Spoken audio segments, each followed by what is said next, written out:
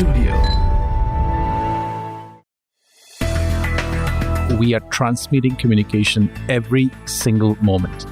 Even if I'm not speaking a word out of my mouth, just by looking at me, what I'm wearing, my hairs, if I'm wearing glasses, my skin tonality, everything about us speaks. You have to know as the person to communicate that, if I communicate my vulnerability or my deepest, darkest fears or, secrets, or whatever that is, that which is heavy on me or I feel is important for me, that you are not going to judge me and label me with something, where I might have that fear that, you'll put me in a certain box because I'm sharing this. I feel, there's something has really shifted inside me, and I'm not anymore worried, of what you really worried about or judging me, or, I'm worried about what I'm thinking about myself and how I feel in the moment. That's what makes me, a powerful trainer, teacher, or public speaker. People buy your confidence, your certainty, and you to begin with.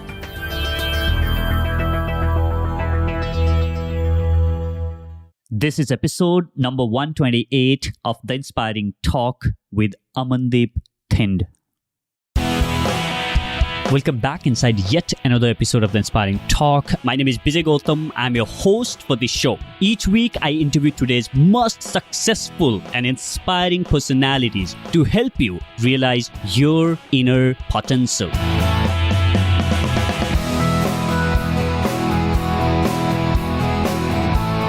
Amandeep Thind is back on this episode of The Inspiring Talk to share everything about communication and public speaking. You have heard him share his story on 74th episode of the show.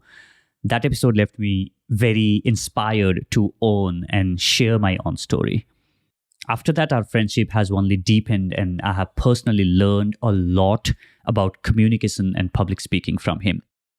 This episode is a public speaking and communication masterclass where you will learn what effective communication is, how you can use communication as a tool to form deeper relationships with people, what Amandeep learned about public speaking from Tony Robbins, some psychological hacks that you can use to make people like you, and a lot. This episode has so many deeper insights on communication that you might have never heard before. Enjoy this episode.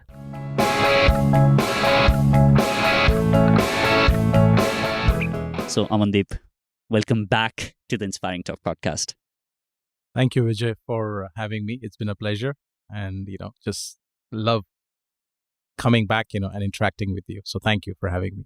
Absolutely. And, between 2019 when we recorded that and now when we're recording this, we have had multiple interactions, and, it's always such a great pleasure to learn from you and keep adding value to each other. And that's something that I really enjoy about having you as my friend. So, Amandeep, let's get to this. Today, we're going to talk about communication and public speaking. So, I want to first talk about, we all communicate, right? So, while, we say that whether it's like a professional communication or not, in our everyday life, we are communicating. Now, what do we mean when we are saying that effective communication? What does that mean? I mean, communication, in itself is a vast, deep science. If we do our research, as they say that we are transmitting communication every single moment. Even if I'm not speaking a word out of my mouth, just by looking at me, what I'm wearing, my hairs, if I'm wearing glasses, my skin tonality, everything about us speaks. So we are always transmitting communication.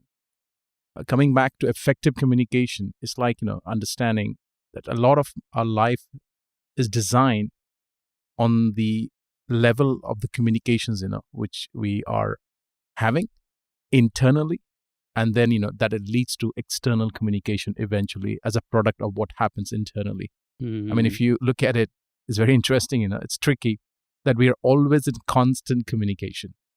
With ourselves. Yeah, ourselves first, internally for us, externally for people who are observing and watching us, even without any words spoken, they are making judgments, understanding, or whatever, that is they're thinking about you. So communication is always happening in our life. And if we understand how to make it better, which is a skill which can be learned, things start shaping and becoming better for us in the future. So are you saying that for you to become better communicator externally, first the communication internally need to improve?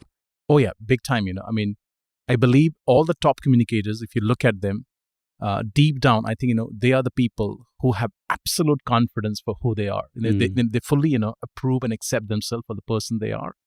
And that's what reflects, when they speak publicly or in a one-to-one arrangement, or, it could be like a podcast we are doing right now. Mm-hmm. Just like, you are, one of the very powerful, authentic communicators I have seen, in my journey.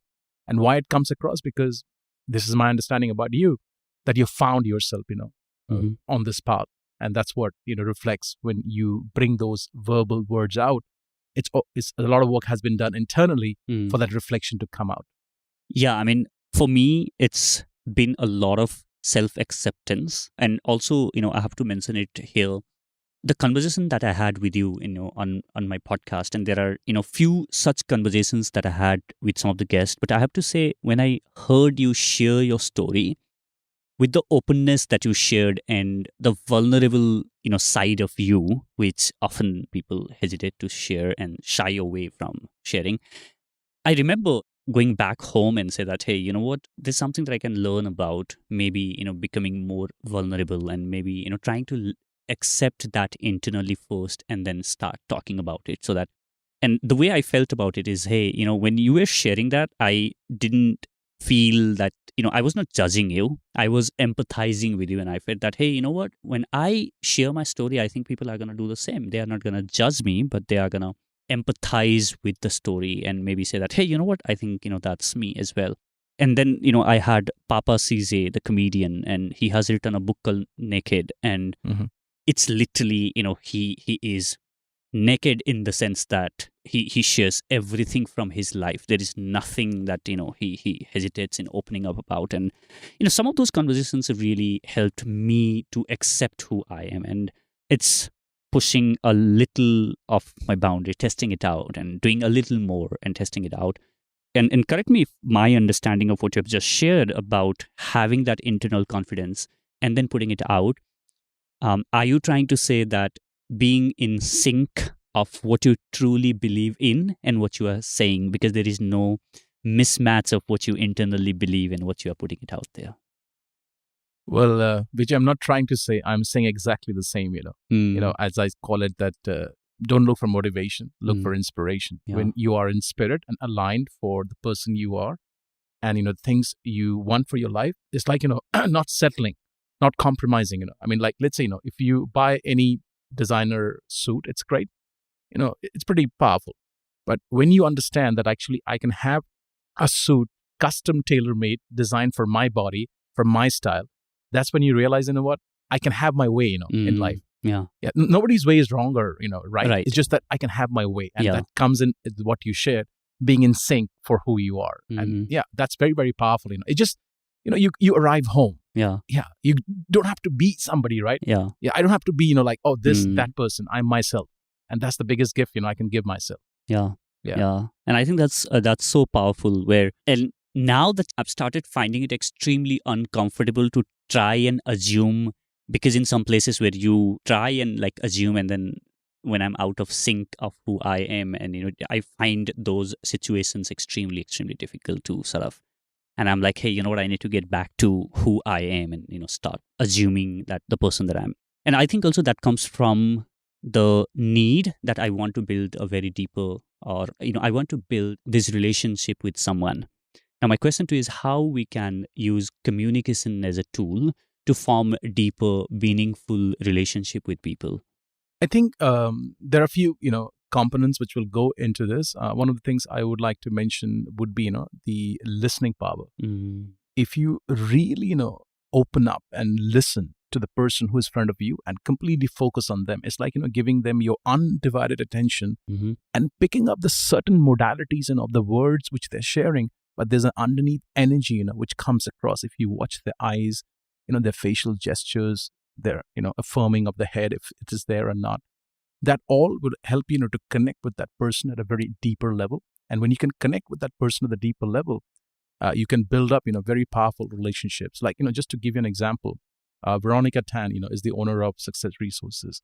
So almost 13 years back, I remember, meeting her at an event I was attending as an attendee.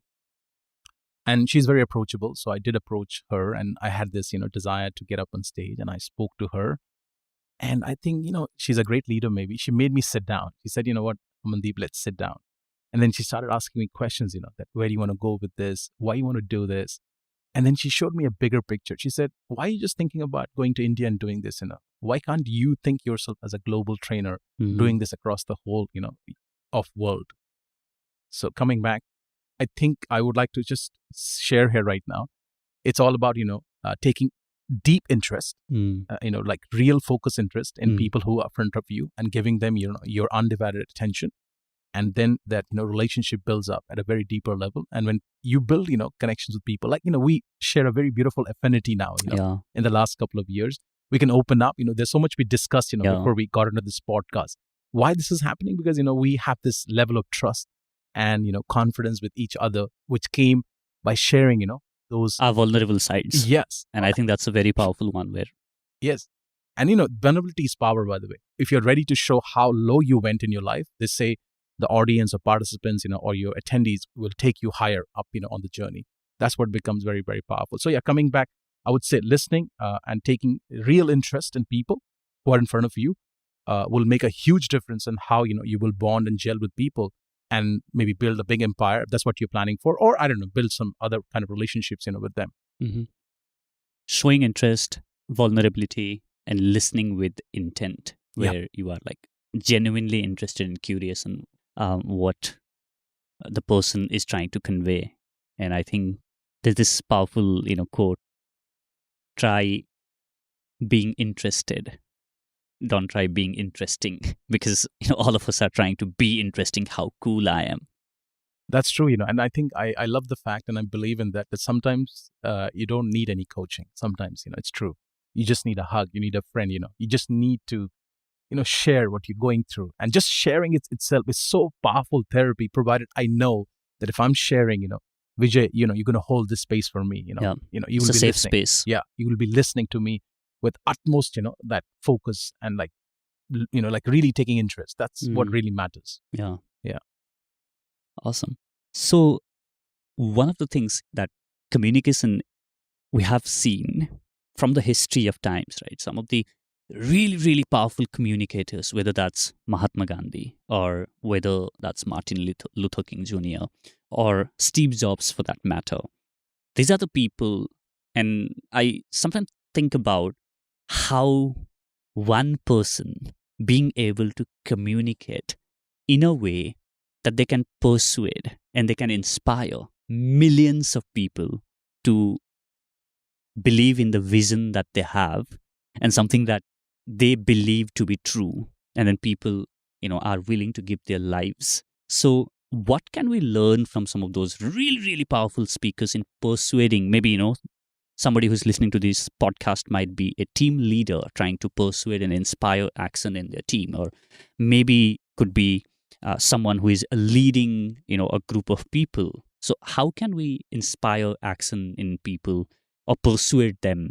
What are some of the traits that you have sort of observed in studying these really powerful communicators from the history or maybe current? What I feel, that is the intent, which matters a lot. If you have an intention to serve people, and if you are coming from that source of really, helping others and supporting others, that comes across, through your energy, through your presence, through your words, through what you are as a person. If you look at Martin Luther King or Gandhi, or anybody else, they had a vision, for the entire mass of people. It was not something, they wanted just for themselves. So they had a bigger vision for the entire audience, and they wanted to serve people, in the level that it will benefit them for what they want to create.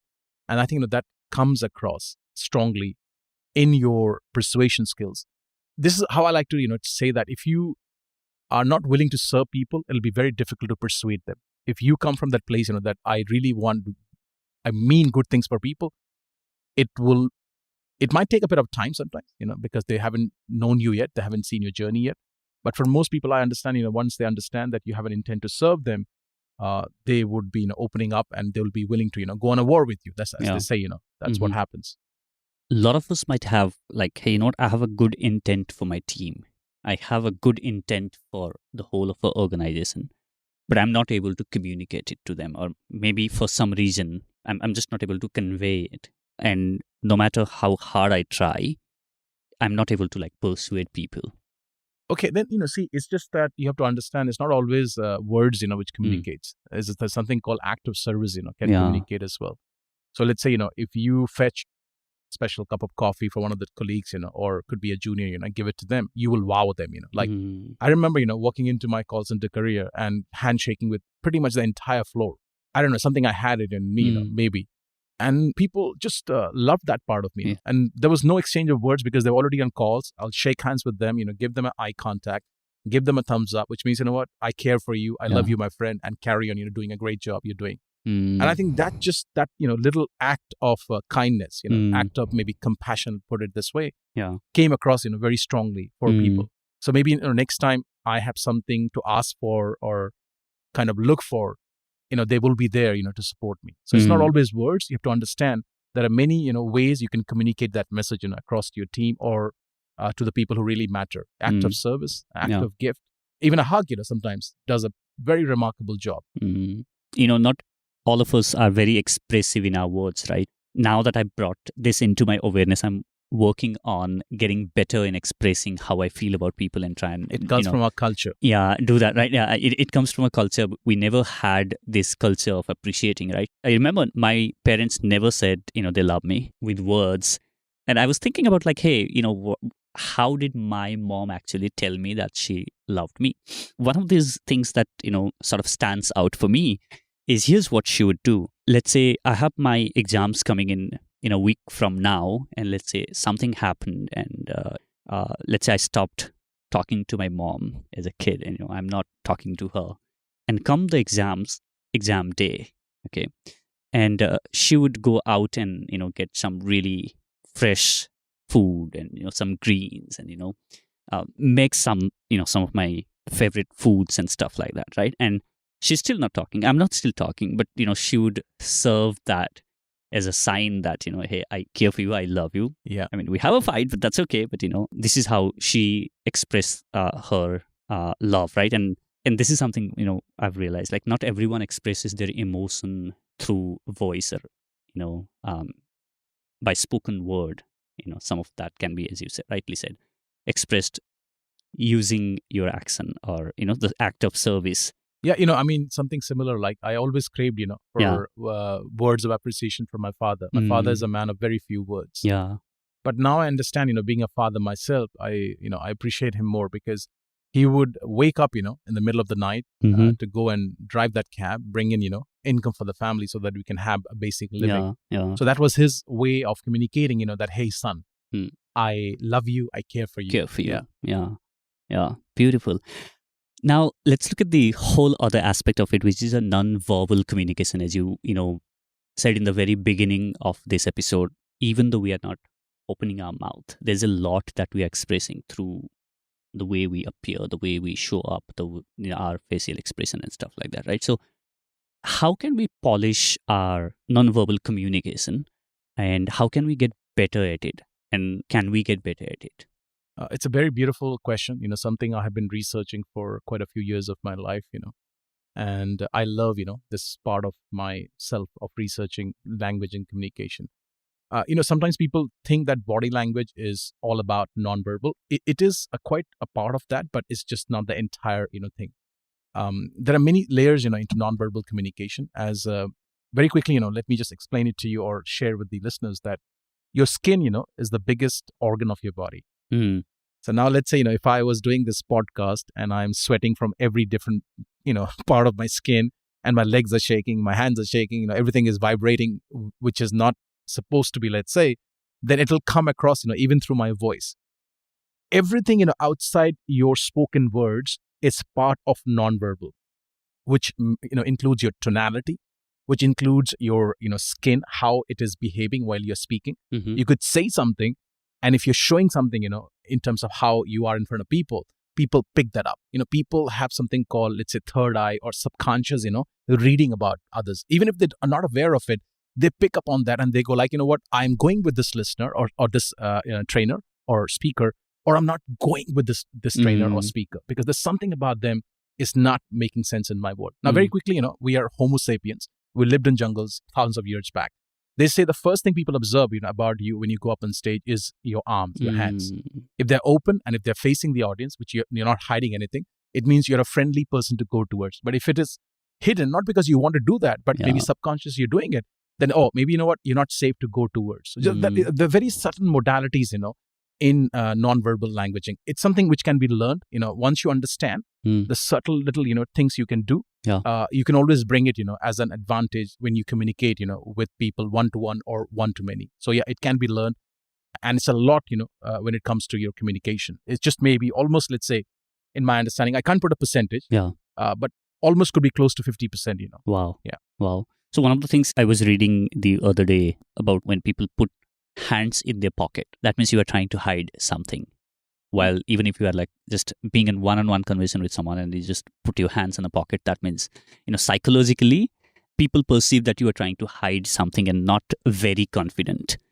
And, if you put that thumb out, while you put your hand in the pocket and you put that thumb out of the pocket, and that is the sign of a confident.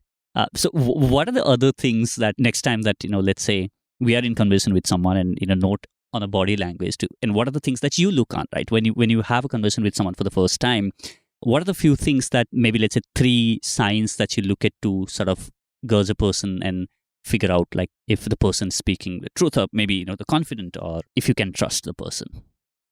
I think it's very simple. Something, maybe we have all heard or maybe sensed, in some aspects of our life. The biggest one, is your eye contact. Right now, obviously, this is an audio, program we are doing. But if you look at our present situation, we are looking into each other's eyes right now, and we are smiling back, and as we share. So I think the biggest one is eye contact. If somebody is really shying away, there are very high chances, not for guarantee, because it could be that they are nervous for a different reason, and that's is coming across, But very high chances that if they're shying away, not giving you eye contact, which is a very powerful, one when you are speaking to people, either one-to-one or even when you're on stage. I, literally teach this to my, students that you must lock eye contact now and then with whoever you can. It's not like staring at them, but just 2 or 3 seconds, of eye contact. Lock it and then move. Yeah, lock it and move. Great. So yeah, one of the biggest thing would be eye contact. And then, it could be also, how you are positioned. Like if you're standing or sitting, are you kind of, in a firm power position for the person you are? It depends from person to person.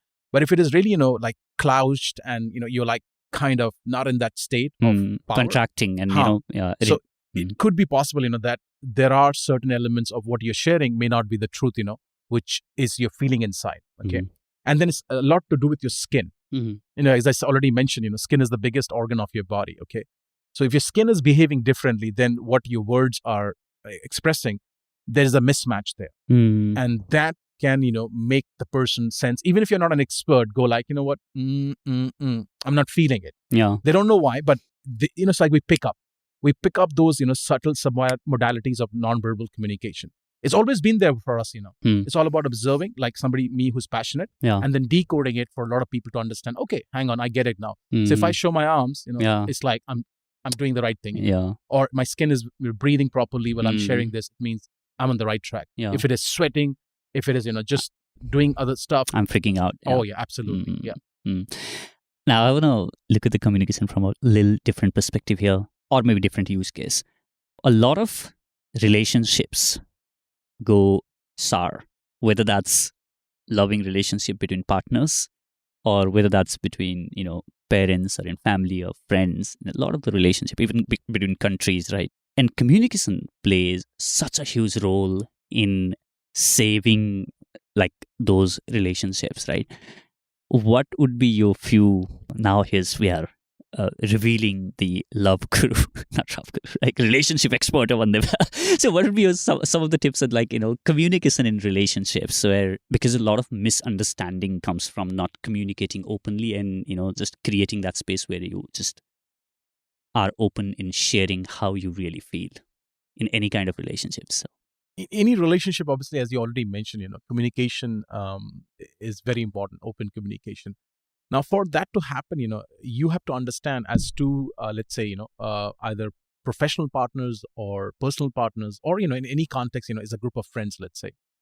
You have to know as the person to communicate that, if I communicate my vulnerability or my deepest, darkest fears or, secrets or whatever that is, that which is heavy on me or I feel is important for me, that you are not going to judge me, and label me with something, where I might have that fear that, oh, you'll put me in a certain box because I'm sharing this. I think that's one of the most important things, I think I have understood about relationship in any context.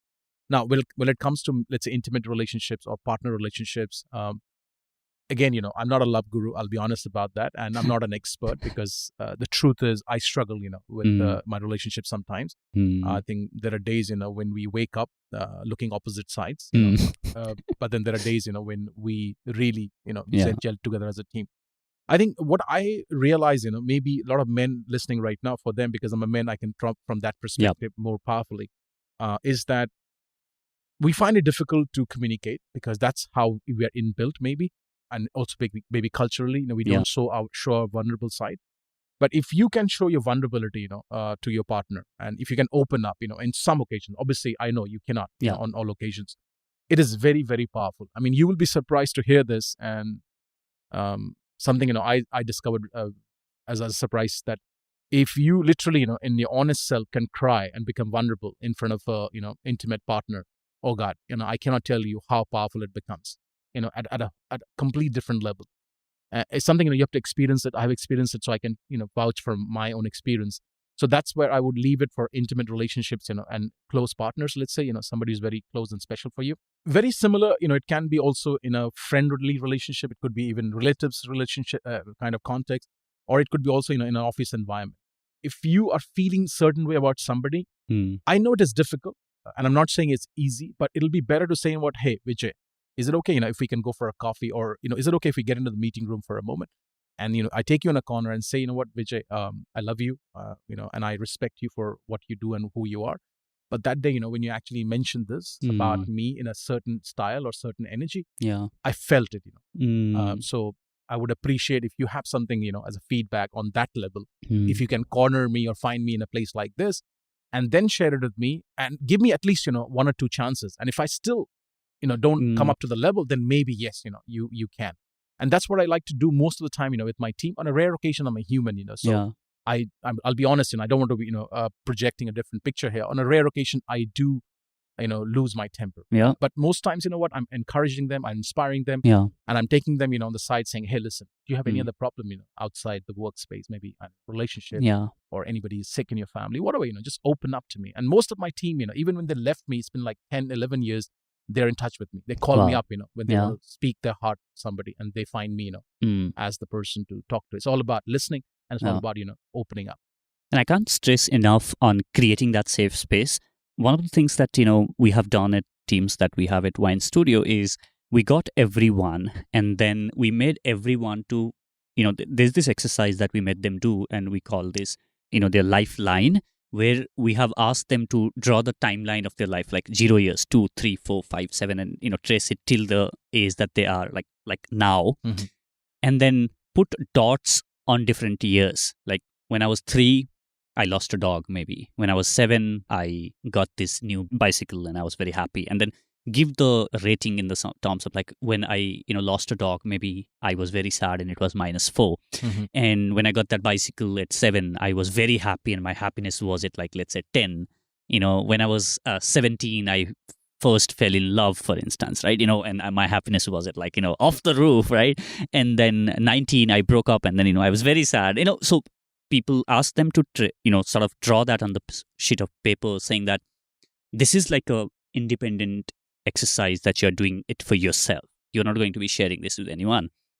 And once they have done it, then we have asked them like, hey, if you are okay in sharing that with the group here, feel free to do so. And it started with, me and my co-founder opening up and sharing everything that we have put on that sheet of paper. And when we did that, it encouraged every other member of the team to share that, hey, you know what, if Bijay can be so vulnerable and share about those darkest phases, I think I can do that as well. And then after that exercise, we asked like, hey, what was going on ahead when we said that now you have to share it with other people here in the room. And I, on my head, was like, okay, I'm not going to share these 2 incidents. The rest of it I'm going to share. But when I heard you share everything about your life, and I'm like, okay, I'm going to share this too as well, because I feel this is a safe space that we're creating here. Yes, absolutely. Beautiful, the way you shared it, and something, obviously we do it for the team. I also do it, for my students. I share the vulnerable parts of my life on certain, exercises and processes we do. And it's something, I frame people, it's called pre-framing in the beginning of my, program, making them understand it's a safe place. And there are certain things, I do I talk about where I let them know that it's very okay for you to open up if you feel and, decide to go on that route. And, quite a few people, really open up and share some of the parts of their life. You can't even imagine that they went through that when you look at them, from a surface level. Absolutely. Yeah. And then as a result of that, now everyone in the team understood why someone is the way they are, because there's a powerful story behind each of this person, right? And then they would see somebody had really this, this difficult phase that they have went through life. And then now they see that why this person is so strong and powerful right now, because they have been through, the challenges that they've been through. All right, let's move on.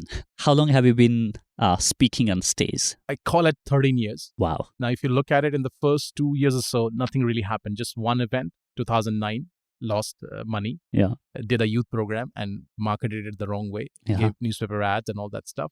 Then in 2011, I did that was in India, Chandigarh. Then 2011, I did my first program in November, almost close to break even, had a little loss. And then in 2012, the journey started from February when I joined Success Resources as a full-time, employee. And on the side, I got an opportunity to speak for them. Yeah. And from there, it has been a, non-stop journey of doing 800 plus workshops in 22 plus countries, Wow. Yeah. Fully honored, Absolutely. Absolutely. Now, a lot of people have this fear of public speaking, and, people often say that they fear this more than death. So what are some of the things that you would like to share to people who are, some of the things that we have set the base of the context, right? When you are synced with who you are and, just trying to be who you are, it becomes so much easier. But what are some of the things that, you think, like, let's say, key 3 things, if people who are listening to this, in a way, master, they're going to get past their fear of public speaking. And also I have seen you bringing people on a stage and saying that, boom, here you go. Now you don't have fear anymore.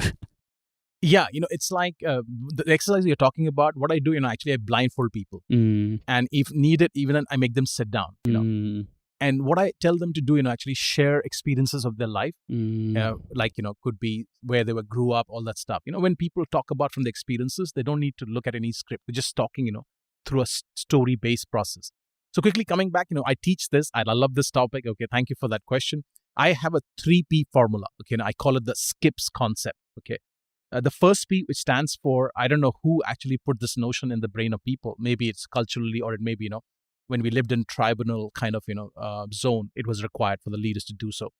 But a lot of people have this, notion that when I'm about to go up on stage, I need to kind of, perform. And it is not really performance, but I'm not going to deny the fact 10, 15, maximum 20% could be performance based on your topic or the niche you are in. 80% pretty much, a public speaking has never been about performance. So I say, don't perform. Then what should I do, if I'm not performing? Well, it's very simple, my friend. It's a conversation. But don't get me wrong, it's not a normal conversation, you will do with a friend in a living room or, with your wife in the bedroom or with your parents on FaceTime. Let's put it very simply, and I would like to emphasize on this word, prepared.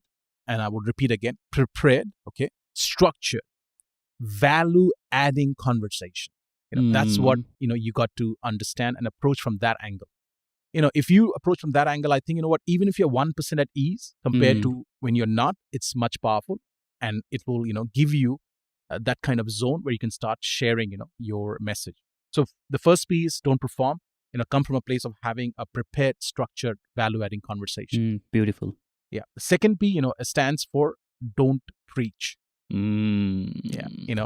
You have been on this journey for quite a few years. I've seen you, grow to the place where you're right now. You're an amazing teacher. You're doing a phenomenal job with your tribe, because I've seen some of your students that have done really well, with the podcast, and they're really scaling up right now. and what you teach is really works, is very effective because the results, speaks for itself. Mm-hmm. But I also know that there's a lot of work has gone behind the scenes, for you to become the person you are today. It didn't happen overnight. Absolutely. It's constant learning, right? Yeah. And, it's a everyday so many learning hours, journey. you put behind the scenes, when you have sacrificed this wedding there, maybe this thing there, we can relate to that. Yeah, absolutely. So the second P, my friend, I know all these, exciting motivational speakers, they think, oh, yahan copy thoda, wahan thoda copy, just paste it and maybe I'll become that trainer and make people just say yes, yes, yes, jump up and down is all about speaking.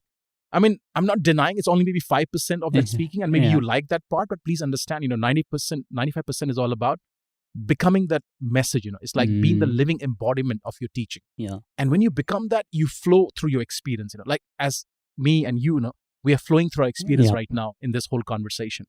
That's the second P. Don't preach, become the living embodiment of your teachings.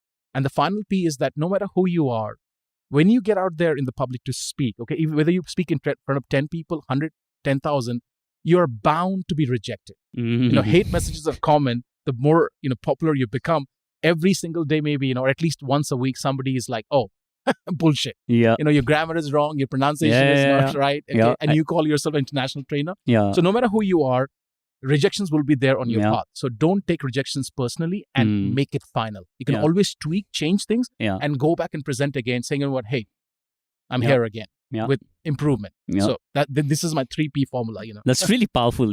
Showing up, the last one, it's, like showing up again and again, I think is such a power in there. And I think that's one of the most underrated thing. Like a lot of people when see that comment for the first time, they're like, oh, all right, here you go, right? A lot of people did that to me and they continue to do. But hey, here's the thing.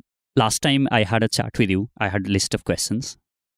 Now, I don't have anything with me, right? We're just having this conversation, right? Yes. And I couldn't imagine ever just sitting in front of someone and just listening and then just asking follow-up questions and sharing my own experiences the way I'm doing it right now. When I started with those 10 questions. I would read that out. The guest would answer and I'll move to another one. And a lot of regular listeners of this podcast, they come back to me and say that, hey, you know what, PJ? We can see the change. We can see the difference. And the only thing is because I was constantly showing up. I know there were people, Yeah, and it's not that they were sensing it. Yeah. You feel it inside, that you're transformed to the person you are. I don't know, for me personally, I can talk. I can sense it in you as I see. I feel, there's something has really shifted inside me. And I'm not anymore worried, of what you really worried about or judging me or, like you have your own way of, reading me. Yeah. I'm worried about what I'm thinking about myself and how I feel, in the moment. That's what makes me, a powerful trainer, teacher, or public speaker. And that's what people buy into, It doesn't matter what your topic is. People buy your confidence, your certainty, and you to begin with. Yeah. And oftentimes, a lot of people ask me this question like, hey, I don't have a great voice. Can I start a podcast? And I often ask them like, hey, do you know who Tony Robbins is? And they could go like, yes. What was your reaction when you heard Tony Robbins speak for the first time? Yeah. Like personally for me, I thought like, hey, you know what? This guy has such a husky voice and, almost like, he's threatening people. And, this is how Tony Robbins speak, right? And like, but then people don't follow you for your voice. They follow you for your message. And Tony Robbins has a powerful message, right? And that's why people follow. And that's true for each one of us. The people follow you not because you have a great voice or you have like flawless English or whatever language skill, right? Well, I'm not discounting the fact that that's not important. It is, but people don't follow because you have, great English. Then otherwise, like we'd all probably would have been fans of Shashi Tharoor. Right. So what are the things that you do before climbing on the stage? Like, is there any pre-stage ritual that you do, maybe, to pump yourself up? Because you are one of those really high energy speakers. And I consider myself somebody who is also like very high energy. And a lot of people see that energy. And a lot of it come from the passion. A lot of it come from like genuinely excited about it. It's not that I'm trying to act as if I'm so excited about this idea, but it's like genuinely I'm internally and I'm very, very much excited about the things that I talk about. So I think you covered it, when you said it's passion, आपका passion, आपके through बोलता है. So I hope a few Hindi words, yeah, okay that's here and fine. there. Yeah, cool. So yeah, that is definitely very, very important and the foremost because when you are doing something, which you're not sync with, it just comes across, with your energy. We two energetic beings here, because we are very blessed to live our passion, which is teaching, sharing our message. So I did have a couple of rituals, in the beginning of my speaking career, but it looks like it has faded away for me now because I think I've probably crossed past that zone where I don't need to personally jump up and down, pump up my chest and listen to, some of the favorite musics I had in 2013, 14. Because even, my AV guy who was regular for us, in the UK, Andrew, God bless him. He knew, my certain ritual. So he would say, "Are you ready now?" I would say, "Yes." He'll put my music, pump it. And I'll jump up and down, pump my chest and feel, like 100%. And then I will mic up, to go up on stage. Now, I had a couple of more rituals I want to share, with people who are in the beginning of their journey. And I would highly recommend you do it, until you reach that phase when you've clocked in 5,000-6,000 hours, of doing your craft. Then I think you pretty much don't need it, don't feel the need anymore because you are in the zone pretty much most of the time. So I would write capital letters. And obviously, this is not from religious point of view. I would write, Hare Krishna, Krishna, Krishna, Hare Hare. And I would write it like 10, 12, 13, 14, 15 times in capital letters, on my notepad.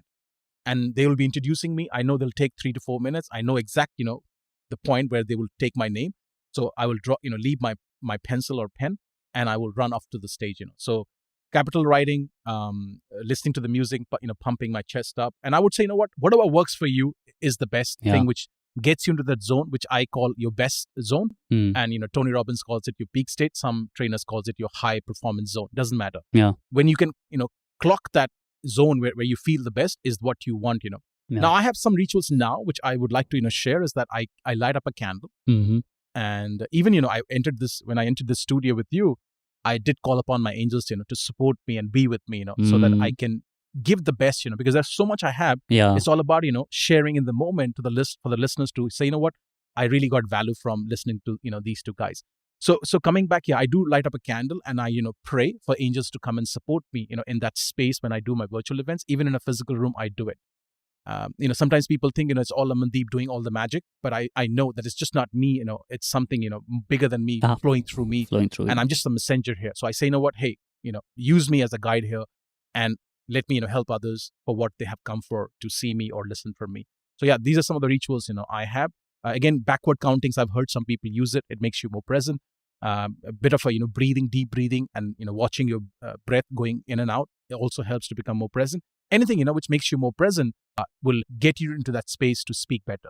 Now that you've mentioned about whether that's chanting or maybe writing or just closing your eyes and, getting in that zone, what role does spirituality sort of plays in the whole communication and public speaking? Does that help you become a better communicator in any way? Well, I strongly believe in it. Maybe from my culture, we're Eastern wisdom people. I do an exercise with my, with groups of people. I tell them to put their hand next to their mouth and speak certain things, and I make it funny. I tell them to say things which are very funny. They start laughing.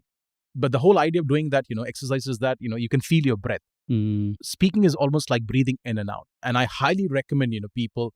And I've sent a lot of people, to Vipassana. It's one of the most magical things you can ever do. And again, please understand, it's not religious from any point of view. If anybody is listening, it's about connecting to the higher source, whatever that source is for you. So if I am here in this studio with you, doing this podcast, I'm definitely sure, there's a higher source which has guided me to be here with you to share, this message. So coming back, 100%, whatever you call it, spirituality, higher source, universe, godly, magical, it's definitely there, for sure. Yeah. And you can tap into that, if you're opening up, that support mechanism will be there for you. Twin soul, people call it, whatever they call it, guardian angel. Yeah. Yeah. And I think also what we have discussed in the beginning of this chat, without talking about spiritualities, we spoke about awareness. Yeah. Right? When you are aware of who you are, then you would be able to communicate better. And that, I think, awareness comes from you having a bit of spiritual sort of exposure, whether that's, you are meditating, whether you are just looking within yourself and asking yourself questions and trying to figure out things about you. And the moment you think that I want to change something, that means you are becoming aware of what needs to change. Oh, yeah. And not everyone is aware of it. Yeah. And they say the first step to change is awareness, And the more you're aware of yourself, the powerful you'll become. You don't need to be anybody anymore. It's like you are comfortable in your own skin, being who you are. And then your voice comes out. The voice is only stuck when you are actually pretending or, I don't know, making an effort to be someone. And then it comes across. When you are being yourself, boom, you are in business. Awesome. Let's move further because, lately, because I'm trying to dive as deeper as I can into the world of spirituality, and my audience who've been listening for the past few months, they might think that, hey, you know what, isko spirituality ghusana hai kahin pe bhi basically. But hai sab jagah pe. Whether you agree or not, it's there. And the sooner you agree. And, I ask like every single person I bring on the show, I ask like, hey, what's the role of spirituality in the business that you're running? What's the role of spirituality in, public speaking that you're doing, right? And everybody that I have gotten here and had the conversation, nobody has denied that, it doesn't play the role because there's so much, that you can gain by just doing whatever uplift your spirit. Awesome. So now you already said about telling a story and sharing it from the experience and being the living embodiment of the message that you are sharing to your audience, right? How do you usually recommend people that they share their story? Because I think when you are trying to convey a message, the message is better conveyed with the stories, right? Oh yeah, and there is a scientific reason behind it. If you look at storytelling, it's a 38,000 plus years old language, known to mankind. When there was no text to read, there was no certain form of writing text there. We communicated in stories. The tribe would sit down together and narrate a story. That's how data or information will be passed on to the next generation. So please understand, storytelling is one of the most powerful way of communicating, and it's a very simple technique of selling without selling. Yeah. So storytelling is very, very powerful. PPT is just 38 years old, maybe at the maximum. I'm not saying you shouldn't focus on PPT or keynote. You must and bring the best slides, but just don't get too bogged down with the PPT. Bring storytelling into your presentation and your speech, and it becomes mesmerizing and captivating if you know what you're doing. I have seen some very lousy, boring, dragging storytellers, and it's like, what, take a gun and shoot me, bye. Yes. So one of the great insight that I got early on, even before I started sharing anything with the people, was that whenever you are doing a presentation, don't go out there to read the presentation. And now every single presentations that I make just include two things, like one picture and a word, max like 2 words, so that you look at that, but hey, pay attention to what I have to say, because I'm not going to give you everything on the slide. Yeah, that's what I teach in Slides Which Convert program, that don't put more than a couple of words per slide. If it's a few more words, take it into the next slide. And they say every image has 1,000 words to speak. So you have to be very selective for the images you bring up in your PPT. And quickly, I want to say that on storytelling, every great story has a structure behind it. Please understand this. It's a skill which can be learned. It's not related to talent. And in your story, you need to do something called make me care. When you do that story, I need to care for you.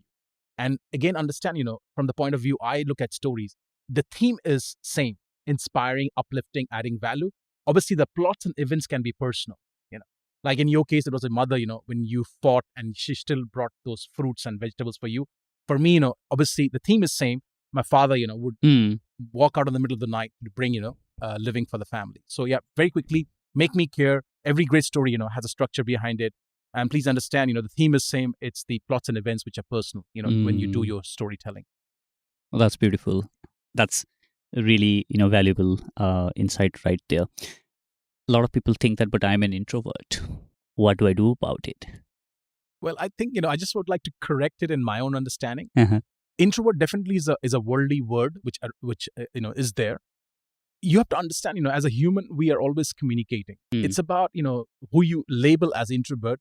When they find themselves in the right kind of people, with the people who relate to the person they are, and they take interest in the kind of topic they are in, or something, they're passionate about, or whatever that, they really like, I think, they open up in their own style. They can have a very soft voice. They can be very slow in speaking, and they might just sit and speak, only in 5 people, maybe 3, but it's like, yeah, I'm an introvert for the world because, normally when I go out, I don't, chit chat. That's me. Yeah, I don't find any interest in that. Yeah, I mean, not even interest. Like, I just don't know what am I going to talk about. Yeah, I mean, I'm sure you feel this way. I mean, now I've done it to a certain extent in my life because it was required that time. But when I go into these disco clubs and all that, I cannot hear people. I go like, why the hell, I'm listening to loud music and still people are, talking to me. As like, I'm not able to make out. But I don't know. Others are talking, I don't know how they're so accustomed to it maybe. I don't find, any great, like feeling being there. I like, just take me out from here. Yeah. It's like suffocating for me. But some people enjoy that, So let's come back. I think, I can be an introvert in some aspects. I'm a solopreneur. You can leave me, My wife knows this, I can be completely okay for a good few days without anybody around me. But when I get up on stage, or when I have to, serve people, I just, get into that zone saying, what, hey, now I have to, serve people. So I come into a different zone and it's my topic, It's not like related to something I'm not interested in. Yeah. So introvert, mere khayal se, is not something is there. But yeah, from a worldly point of view, they can open up if it is the safe environment, right environment with the right people. They will have something, to talk about. Awesome. So, Aman, last time we discussed about, how you got to do these events for Tony Robbins and, how you had the opportunity to interact with him and learn from him. So what are the 3 key things or the lessons that you have learned about public speaking or about speaking or maybe generally inspiring people by observing Tony Robbins and, working for him for several years? Well, it has been an honor, to put my name alongside with him because I've done more than 300 plus, UPW Wow. previews for him in 20 plus countries. I think the first thing, I would like to mention, which I've already mentioned, it's his regime, is his, discipline. It's his, intention to serve. And he's got some, very strict rituals, like dipping into cold ice water, doing his, incantation and all that stuff, So yeah, I mean, his preparation level, you cannot match it. I mean, I personally also wish sometimes, that I have that level. I mean, I have a pretty powerful one, but not at the level, Tony plays. Yeah. So the preparation is absolutely phenomenal. If anybody understands, his events starts a week before. Actually, when the event starts. Yeah. And I was watching this documentary, I'm Not Your Guru on Netflix, and the amount of effort this guy, after doing this for like, I don't know how many years. 40 years.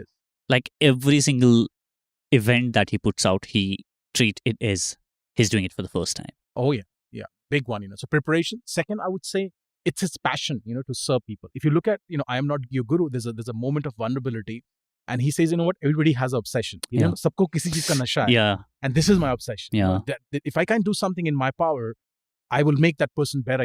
From where I found them, and that's what I love about Tony, and that's something I replicate, in my teaching journey. So yeah, his passion, his energy, you can see it. And if you look at from a technique point of view, I think, he does some subtle submodalities of nonverbal languaging with people. He walks around a lot in the audience when he's in a physical room. Why? Yeah. It's all about, saying I'm equal to you rather than staying on the stage, which he can do all the time. Now, if you're on a virtual platform, you can see, he takes up people's name randomly. Yeah. Why? Because he's building rapport and connection with them. Oh. So I would just quickly think about all those 3 things right now. Taking name is such a powerful thing, by the way, when you're presenting, right? People pop up like, boom, my name. My name. And, when I take examples, instead of sharing some random, thing, I'll just pick somebody from the room and, from the chat, I'll just take someone's name and the person, after that, I'm so glad that you, took my name. All of a sudden, they feel very special. And that's such a powerful thing because that means you are paying attention. That means you care for these people, and that means you are present. Oh yeah, big time. We celebrate students like nobody's business in our slides. We cut their pictures. We do some like animations, and the moment they see themselves, like boom, oh that's me, that's me. Yeah. And it's all about like making people feel really special. Oh yeah, that's one of the biggest thing you would do as a communicator. Make people feel special, and that's what people pay you for. How they feel, because every buying decision comes from emotion. Then we justify it logically. What is the thing that you struggled a lot and you wish you could do much better, or maybe do it in a certain way when it comes to speaking or maybe communicating? I think I did a reel a couple of days back, and very simple. I spoke about the mistakes I have made. Or I wish I could change a few things. One, was that I never had any kind of collaborations, with people. Like, I'm very glad now, we are on this journey and, we share something, I probably didn't have. Maybe, it comes from the mindset that sab kuch ab khud hi karna hai, kind of. So I think if I had more collaborations going on, which I'm definitely, working on right now, things, would have been different for me. Second, I think marketing, something, I have not been able to do very well. Something, which now is happening in my organization, and I'm very glad about that. So yeah, I can think about these two things right now, which is coming to my mind. Awesome. So now, is there anything that you would like to share as a message for the people who are looking at getting started with maybe public speaking? Something that they can take those tiny baby steps. What should be their next step after listening to this podcast? Okay, I've got so much to share, but I'll just summarize what do I have in mind. First of all, my friend, I love you, okay, and Vijay does as well.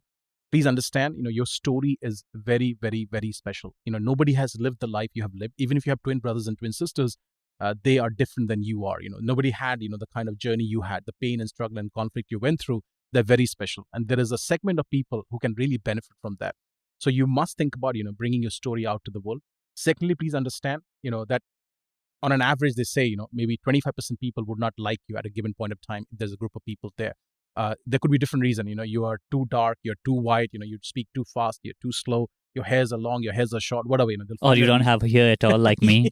Yeah, they'll find a reason, not to like you. So be okay with that. And finally, I want to say the third thing, which my mentor told me, and it made a, surgical implant in my brain. And I would like to give it to you, that you're the best mentor for the person who accepts you as their mentor. Wow. That's really beautiful.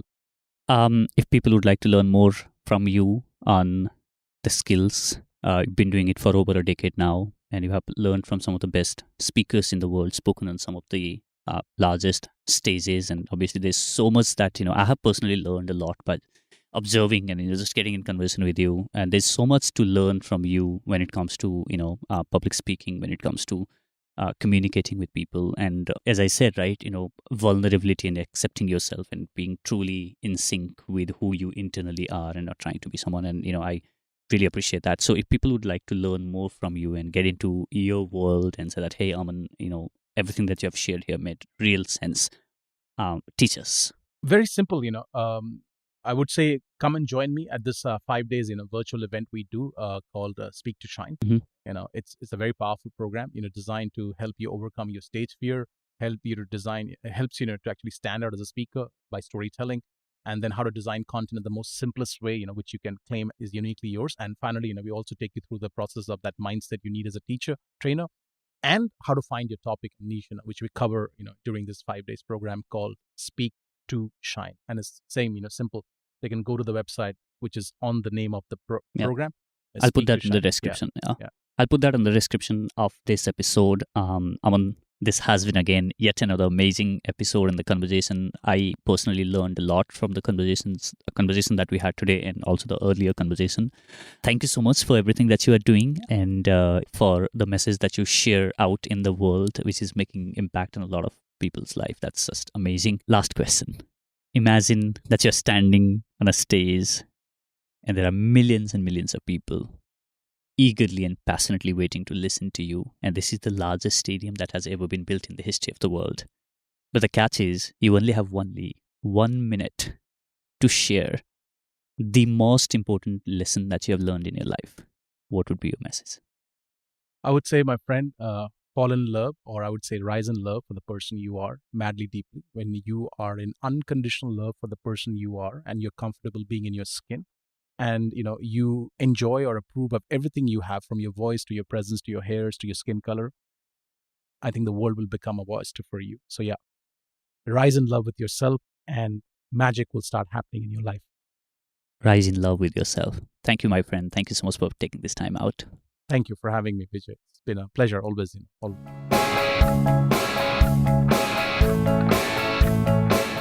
Hey, thank you so much for listening to this episode of the Inspiring Talk podcast. You can find the show notes page at theinspiringtalk.com/128. If you'd like to share the feedback for the show, or just want to maybe say hi to me, you can send me a voice note by visiting theinspiringtalk.com/speak.